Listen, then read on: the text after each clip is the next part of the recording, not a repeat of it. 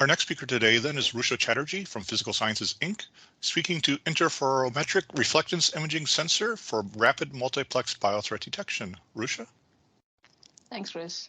So good afternoon. My name is Rusha Chatterjee, and I am a principal scientist at Physical Sciences, Inc. We're located in Andover, Massachusetts. I'm going to be telling you a little bit about a new sensor platform we are currently developing for rapid and multiplexed biothreat detection. So I'll start off by telling you why we need new technologies for biothreat detection. So as of today, the CDC lists almost 30 biological agents. These are bacteria, viruses, and toxins that have the potential to be weaponized, and they have been classified into three main categories. That's this chart over on the slide over here, A, B, and C.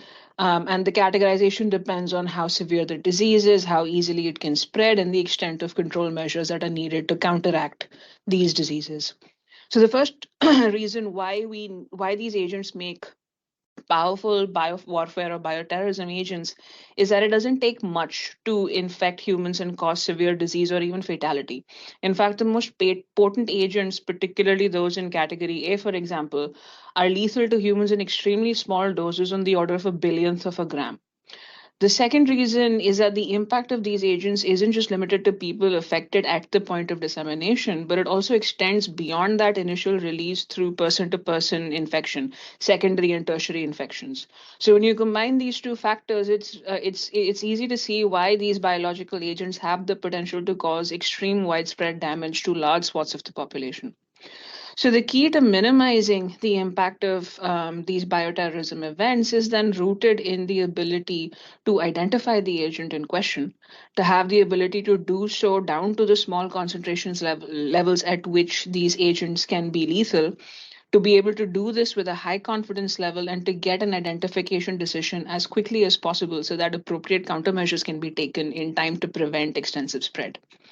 So, in other words, the need for new technologies is to equip first responder organizations. This could be firefighters, law enforcement, any local or state first responders with tools that can help them determine A, whether something is suspicious. So, for example, if there's an unsupervised container in a crowded area that doesn't have an owner, is the thing inside that container a bioterrorism agent or not? And then B, if it is, then which specific agent is it so that appropriate countermeasures can be enacted? So the main technical challenge, however, is for this tool to have all of these characteristics that I just mentioned. The ability to screen for multiple agents, given that there are 30 already identified by the CDC, at these low concentrations with a high confidence level and a fast response time. So currently, there are three major baseline technologies that are available and established. The first is cell culture, where somebody just takes a sample to a lab where the agent is cultured and tested. This is the gold standard approach, and it provides definitive identification. However, it is extremely slow, and it can take up to several days to get a decision. The other approach is PCR. This is a test that's become commonly known since the pandemic. And how it works is that a sample is collected and then automatically pushed through several cycles of specific reactions that amplify small quantities of DNA markers that might be present in the sample. And those markers are characteristic of the agent that you're testing for. However, this is again a slow process. It can take up to a day. And moreover, at the low concentrations that we're talking about, this technique is highly susceptible to cross contamination and generation of false positives.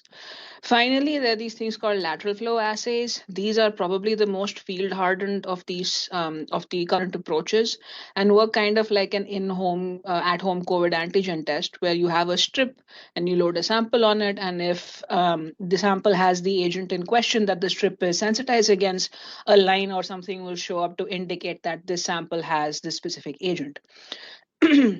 Now, this approach is fast. You can screen for multiple agents at once, and they have high specificity in that if your sample has agent A, it will show up as agent A and not as agent B. But the primary limitation of these assays is the poor limit of detection. So there might be a sample that you want to test for that has a lethal dose of the agent in question, but because that dose is so low, the assay won't be able to detect it. So overall, the baseline technologies that are established to date are either not fast enough or not sensitive enough to really meet the needs for rapid biothreat detection. So we are currently working with DHS CWMD to develop a new sensor that can overcome these limitations of the current baseline.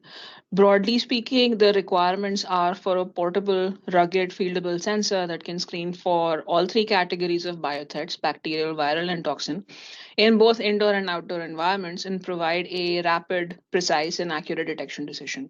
To put some numbers to this, the goals are the ability to screen for at least 5 agents at a time, provided decision and agent identification with the precision and accuracy of at least 90%, and have a max response time of an hour.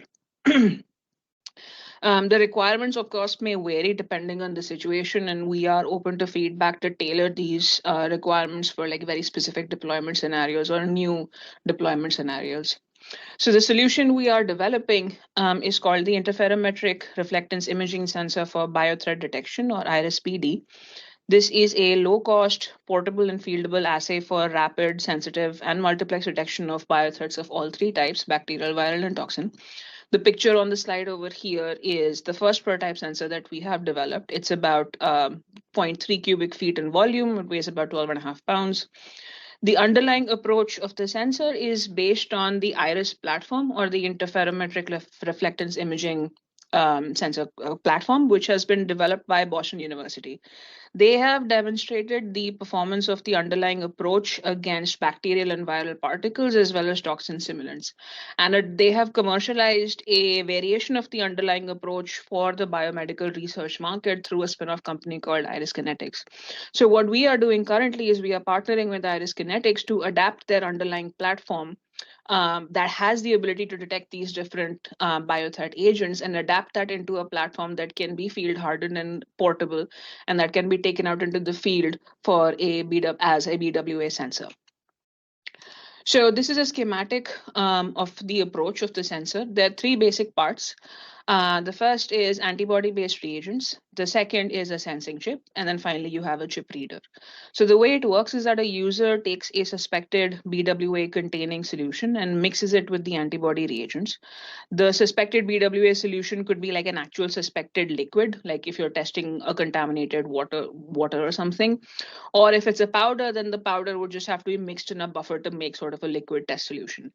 The choice of the antibody reagents defines which agents the user wants to test the sample against. So this test solution, which is now a combination of your suspected solution plus your antibody agents, is then flowed through a microfluidic chamber that holds the sensing chip. So that's like a cartoon of the sensing chip that we have over here.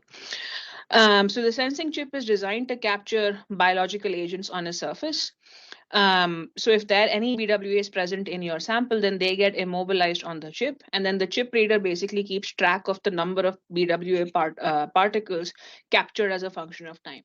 So once you're flowing your solution through it, your chip reader is just keeping a track of how many particles are being immobilized. And if it sees that there's a certain preset threshold of particles that have been crossed in a certain amount of time, then it provides a detection alarm and says that there is a BWA present in the sample, and it also identifies the species of the BWA within that sample. So there are several key features that provide strategic benefits for biothreat detection. Firstly, from a specification perspective, the limits of detection of the sensor are well below typical pathogen toxicity levels. So for bacteria, we can get down to about 100 CFU per ml. For viruses, we can get down to about 500 PFU per ml. And for toxins, we can go down to 1 nanogram per ml. So this is a 50 to 1,000 times improvement compared to established fieldable lateral flow assays. So this gives you the benefit of being able to detect very small quantities of these agents in your sample. It has a response time of an hour, which is again orders of magnitude faster than cell culture or PCR. So this lets first responders basically come to a decision in a very rapid time frame and execute countermeasures in an appropriate time frame to control the spread as much as possible. Then from a ConOps perspective, the BWAs that a user would want to screen for are customizable based on the choice of the reagents. So it enables preferential screening of high priority agents, and this can be tailored to the specific deployment scenario. So this is something that's not possible currently in lateral flow assays. So this is a unique feature of the IRIS-PD system. So all the user needs to do is basically select up to 5 reagents, mix them with the suspected solution, and add that into the sensor. The flow over the chip reading, the algorithms that count the captured agent and particles, everything downstream is automated. So there's minimal user interaction with the sensor, and training becomes straightforward.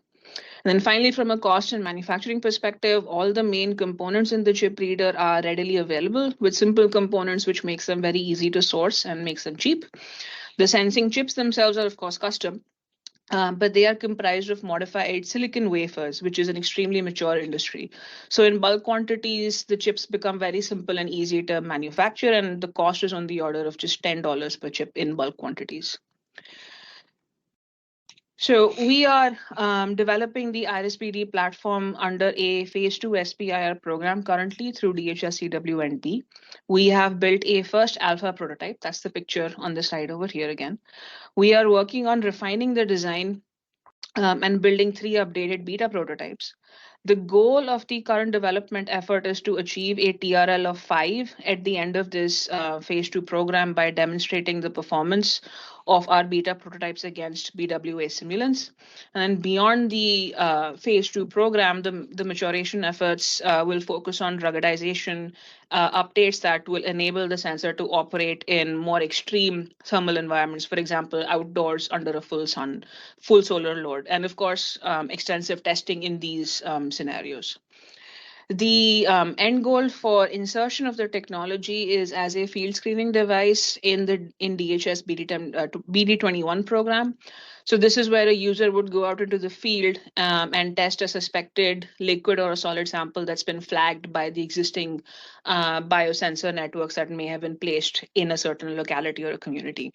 We're also looking at adapting the underlying platform into a continuous bioaerosol monitoring sensor. So this is where the sensor would be placed at multiple locations in a city, for example, and continuously sample the air to see if any bioagent of concern has been released as an aerosol. The end users in either scenario would, of course, be DHS state and local first responders. Our strategy for commercialization is to first mature the technology to a TRL of at least 6 after the phase 2 using funding beyond phase 2, potentially the CRPP program. We would be able to achieve a low rate initial production of the chip readers using our internal manufacturing capabilities. So as an example, there's a picture on this slide over here of one of our pre-production manufacturing areas. We would continue to partner with Iris Kinetics, and they would be responsible for chip manufacturing and production. To get to that point, however, we would first want to, of course, engage with the community to ensure that we are meeting their needs. So this could be conversations to tailor the ConOps for specific end goals or end users, or even refining the requirements based on specific unique deployment scenarios. Our goal is to participate in test events to demonstrate the baseline capabilities of the platform and get feedback from end users to continuously improve the performance of the sensor. Performance validation and qualification testing, we plan to do that in collaboration with DHS first responder support groups such as the FRG, RTEC, FRCOP, and GFR. So that's the overall strategy. Finally, I will wrap up this by telling you a little bit about PSI. We are a 50-year-old company with over 250 employees. We perform applied R&D for agencies of the US government, and we are structured to transition early stage technologies to production and full life cycle support. Our technology transition paths include prototyping, moderate to low volume manufacturing, direct sales, license agreements, stuff like that. We've had a lot of success in commercializing our technology platforms through the SPI program. So this table over here lists a few examples of that.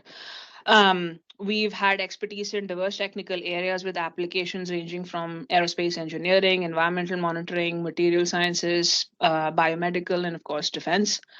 And we've had a good amount of success with commercializing our phase 2 SPR investments, where we've secured nearly 3 times the amount of the phase 2 investments that we received in phase 3 funding.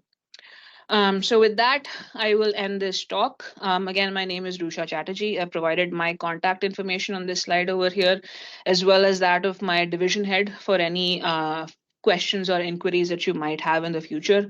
So please feel free to reach out and contact us, and we will be happy to talk to you more about our biothreat detection platform. Thank you.